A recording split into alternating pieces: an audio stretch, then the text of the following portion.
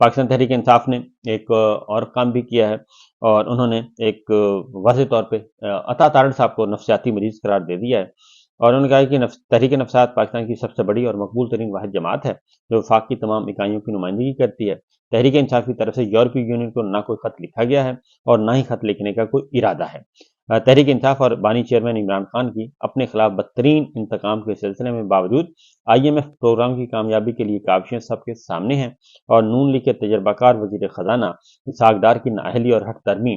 IMF programme کی تکمیل میں تاخیر کا سبب بنی، اور جس کی گواہی ان کے اپنے لیگی وزراء بھی دے چکے ہیں، کیونکہ یہ بات تو آ چکی ہے، مفتاح اسماعیل صاحب بھی بتا چکے ہیں، محمد زبیر صاحب بھی بتا چکے ہیں، دیگر وزراء بھی بتا چکے ہیں کہ جو تباہی معیشت کی ہوئی ہے وہ تباہی ہوئی ہے ڈار صاحب کے غلط فیصلوں کی وجہ سے اور شہباز صاحب کے غلط فیصلوں کی وجہ سے۔ یہ ان پہ سارا ملبہ ڈالا گیا ہے، اور وہ یہ کام مسلم لیگ نواز کے اندر سے بھی ساری باتیں ڈسکس ہو رہی ہیں، اور ڈار صاحب کو اسی لیے وزیر خزانہ بھی نہیں بنایا گیا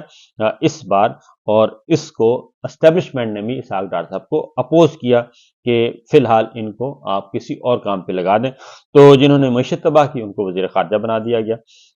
تو بہرحال عمران خان اور تحریک انصاف کی منظوری کے بعد IMF کی جانب سے قرض کی دوسری قسط جاری کی گئی، اور ملک کو دیوالیہ کی دہلیز پر پہنچانے والے مجرموں کے گروہ کو ایک بار پھر عوامی منشا کے برخلاف مسلط کر دیا گیا ہے۔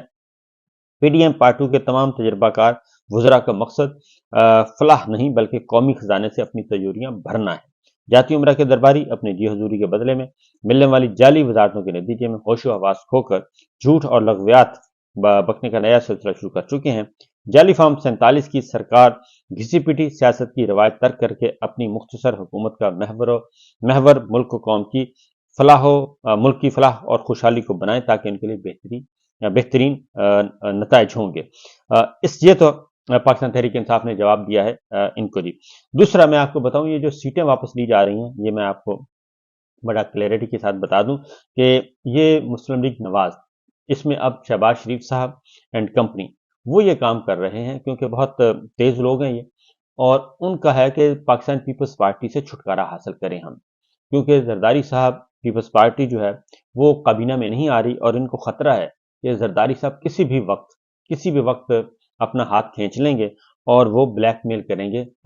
بہت زیادہ مسلم لیگ نواز کو، اور مسلم لیگ نواز اس وقت پیپلز پارٹی کے ووٹوں سے کے سہارے کھڑی ہے۔ تو 123 سیٹوں تک میں نے آپ کو بتایا کہ 130 سیٹیں پاکستان مسلم لیگ نواز پہنچ چکی ہے، اور آج پشاور ہائی کورٹ سے بھی اپیل خارج ہو گئی ہے۔ تو فی الوقت یہ معاملہ اب سپریم کورٹ جائے گا، سپریم کورٹ سے فائنل ورڈکٹ آئے گا، اور وہاں سے پتہ چلے گا کہ یہ مخصوص نشستیں جو ہیں کس کی آنی ہے، کیونکہ اب یہ اس میں سوال آ گیا ہے آئین کی تشریح کا۔ قانون خاموش ہے، اسی لیے اس قانون کی خاموشی کا یہ فائدہ اٹھا رہے ہیں، اور اس کی تشریح اب سپریم کورٹ ہی کر سکتی ہے، کوئی اور نہیں کر سکتا۔ لہٰذا جو مخصوص نشستوں کا معاملہ ہے سپریم کورٹ جائے گا اور آئین کی تشریح ہوگی، اور اس دوران ایک اور کام بھی کرنے کی کوشش کی جائے گی، وہ یہ ہے کہ کسی بھی طریقے سے لیجسلیشن کر لی جائے، اس سے پہلے ایسی لیجسلیشن کر لی جائے جو مسلم لیگ نواز کو سوٹ کرے، اور یہ جو قانون خاموش ہے اس قانون کی خاموشی کو حل کر لیا جائے۔ تو بہرحال یہ میچ آگے بڑھے گا اور اب جائے گا سپریم کورٹ میں۔ تو اس سے ساتھ ساتھ، کیونکہ اس وقت بھی جو نمبر گیم ہیں وہ 123 نمبرز ہیں، پھر MQM جو ہے وہ سکہ بند جماعت مسلم لیگ نواز کے ساتھ ہے، اور دوسرا پاکستان پیپلز پارٹی سے جان چھڑوانی ہے، تو اس لیے وہ 20 نمبر جو ہیں 20 سیٹیں عمر ایوب صاحب نے کہا ہے، وہ بڑی درست کہا ہے کہ وہ 20 سیٹیں لینا چاہ رہے ہیں، 20 مل جائیں، 20 نہ ملیں گی تو 15 مل جائیں گی، 18 مل جائیں گی، وہ لے کر پیپلز پارٹی کی بلیک میلنگ سے نکلنا چاہ رہے ہیں۔ اصل مسئلہ یہ ہے، اور اس کے لیے وہ چیف الیکشن کمشنر، ریٹرننگ افسر، کیونکہ ریٹرننگ افسر تو وہی ہیں پنجاب میں، وہی بیوروکریسی ہے، اسسٹنٹ کمشنر، ڈپٹی کمشنر، انہوں نے ری کاؤنٹنگ کرنی ہے، لہٰذا وہ وہاں پہ مینیج کر رہے ہیں۔